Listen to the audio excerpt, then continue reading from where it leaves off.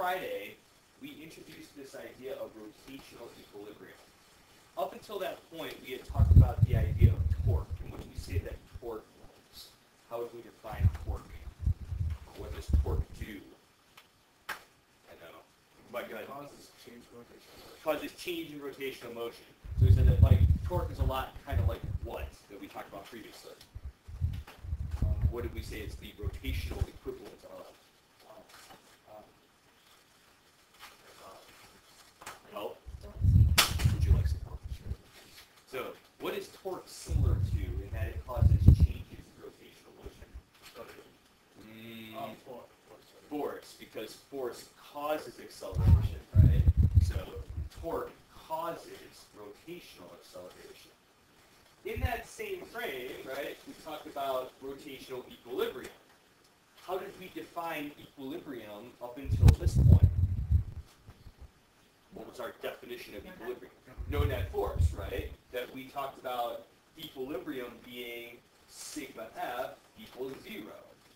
Rotationally, if we don't want something to spin, what has to be true? Not that the net force has to be equal to 0, but what? What causes things to spin? Torque, right? So in order for something to not spin, we need to have net torque equal to 0. Okay? Good there? Does that make sense? Sounds familiar? A little bit, maybe? Sort of, kind of. All right. So let's take a look at number 6 on the front page, or on the front page that sheet that I gave you. Okay? Very similar to number 5, but I realize it's been a couple of days since we did number 5, so let's do number 6. Number 6 says, 3 masses are suspended from a meter stick. 25 grams at the 0 centimeter mark, 75 grams at the 20 centimeter mark, and an unknown mass at the 85 centimeter mark. The pivot point is placed at the 50 centimeter mark. Determine the value of the unknown mass if the meter stick is in rotational equilibrium. Okay. I am going to break the protocol just a little bit and draw a picture first. Okay? Yes, I realize that I copied the picture up on the board, but let's face it, it's not a real good picture. So, there's my meter stick. And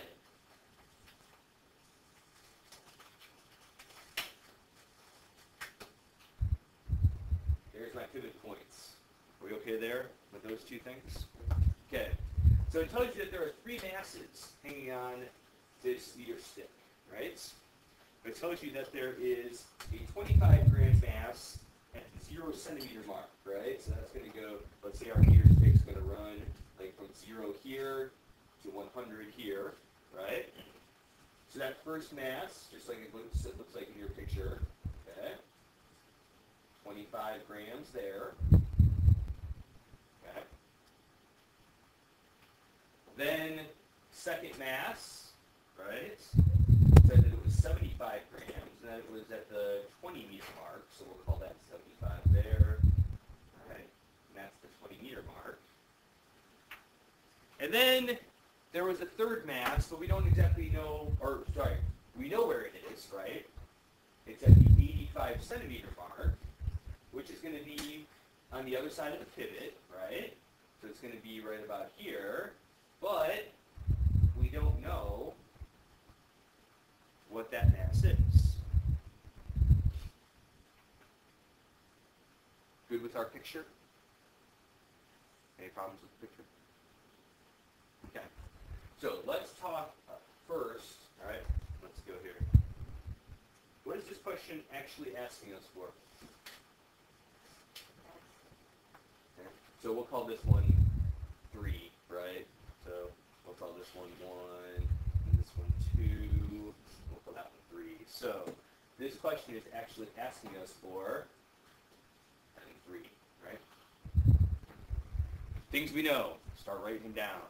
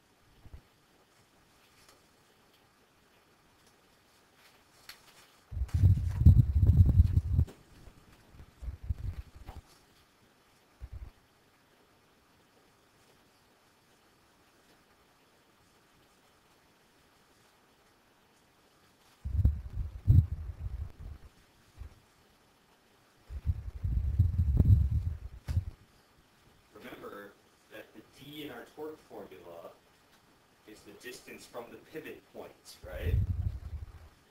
So it's got those numbers, and it tells you that those things are at this mark on the meter stick and this mark on the meter stick, right? But it doesn't really matter which mark on the meter stick it is. It matters how far away we are from the center. Okay. Any questions about where that stuff came from? It's up on the board. Good there? Okay. So this problem starts like this, right? That torque has to equal 0. Sorry, let's try to do this first.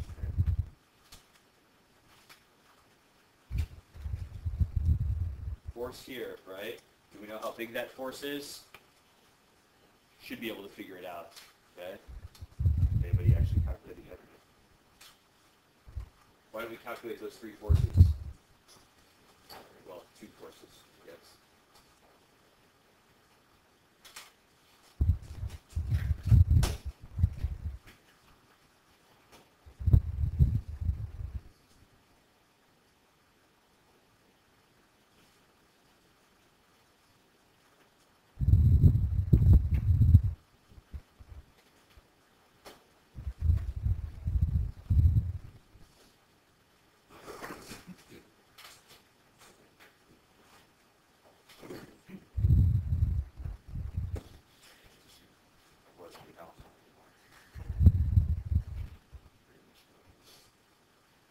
All right, we okay with those numbers?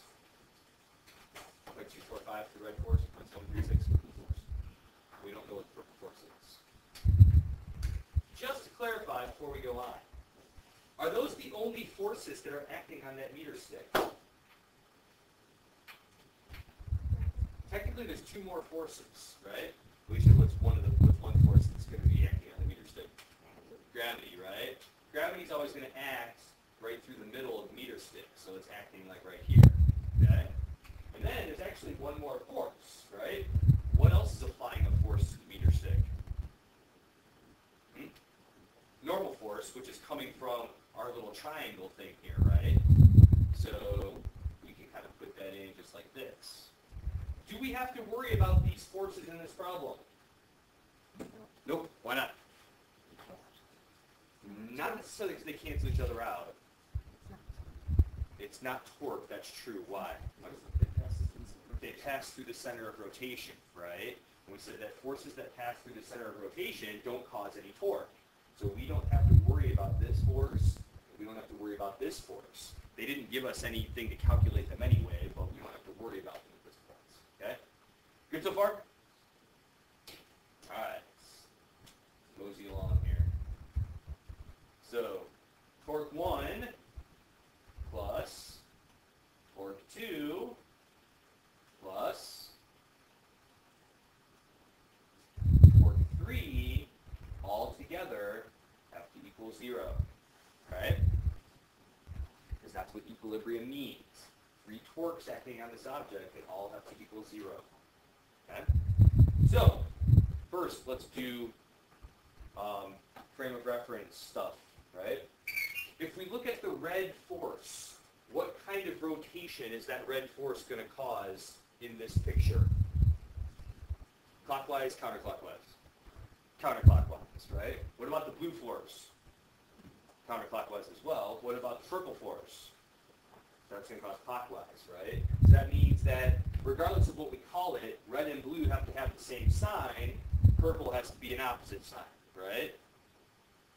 Anybody got an opinion as far as the red and blue one? Negative? Okay. So we'll call negative torque 1 plus negative torque 2 plus torque 3 has to equal 0. As we said that when we're talking about rotational motion, that direction of rotation is going to be our frame of reference, not necessarily this way or that way or up or down. Okay, what's our formula for torque? F d sine theta, right? So negative f d sine theta for number 1 plus negative f d sine theta for number 2 plus f d sine theta for number 3, all of those together have to equal 0. Before we start plugging numbers in, what about theta in this case? Okay, theta is going to be 90 in this case, right? Because theta is the angle between lever arm and force. See? So this is 90, this is 90, this is 90. What's the sine of 90? 1. So we don't have to worry about that. Right? Now, start plugging numbers in, right? You know force 1, you know distance 1, you know force 2, you know distance 2. You don't know force 3, but you do know distance 3, right? So you can start plugging those numbers in, find out what force 3 is, right? Is that our answer? No. Question didn't ask us for the force of 3, it asked us for what? The mass. What are you going to do when you find that force value? Go ahead. Technically, it's the whole thing. So, like, yeah, technically it's kind of like this, because the torque is negative. It's not so much the force, although if you make the force negative, you have to cut down the term torque negative. But yeah, technically it's the whole quantity of the torque. You can usually count it as well. Yeah, that's fine. Yep. I tried it with just the force and the Yep. Making just the force negative or just the forces? I used your side. Yeah. Probably coincidence. Okay. But just be a distance here.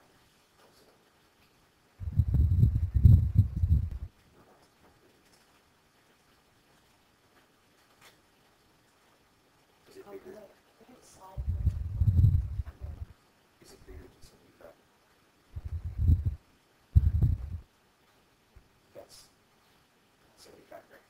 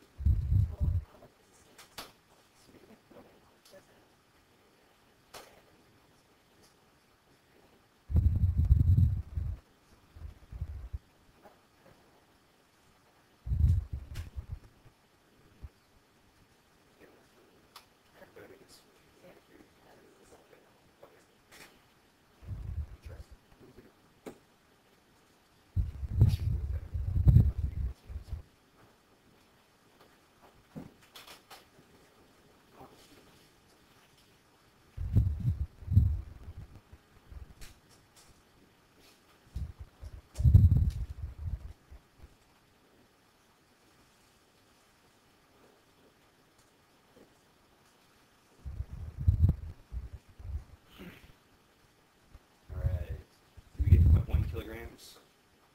So let's ran it through.